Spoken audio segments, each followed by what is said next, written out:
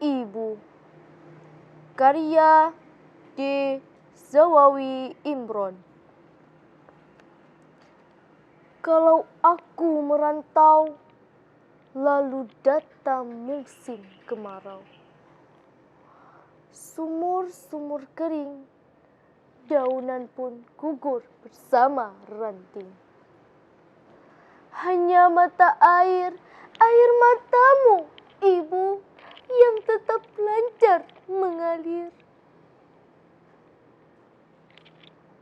Bila aku merantau, sedap kopior susumu dan ronta kenakalanku. Di hati ada mayang siwalan memutihkan sari-sari kerinduan. Lantaran hutangku padamu tak kuasa ku bayar.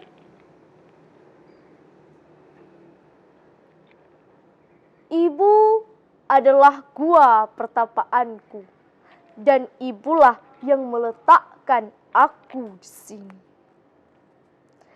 Saat bunga kembang menyemerbak bau sayang, ibu menuju ke langit, kemudian ke bumi. Aku mengangguk, meskipun kurang mengerti. Bila kasihmu ibarat samudra, sempit lautan teduh, tempatku mandi mencuci lumut pada diri, tempatku berlayar menebak pukat dan melempar sau. Lokan-lokan, mutiara, dan kembang laut, semua bagiku. Kalau aku ikut ujian, lalu ditanya tentang pahlawan, namamu, Ibu, yang kan kusebut paling dahulu. Lantaran aku tahu engkau ibu dan aku anakmu.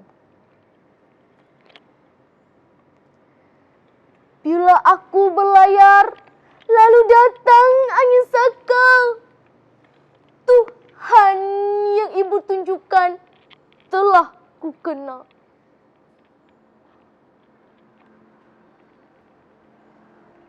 Ibulah itu, bidadari yang berselendang biang lala, sesekali datang padaku, menyuruhku menulis langit biru dengan sejak.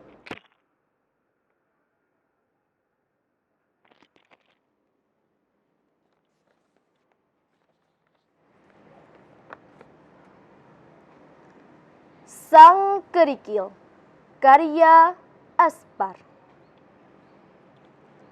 Apalagi yang harus dilakukannya selain memilih sikap bijak dan tabah?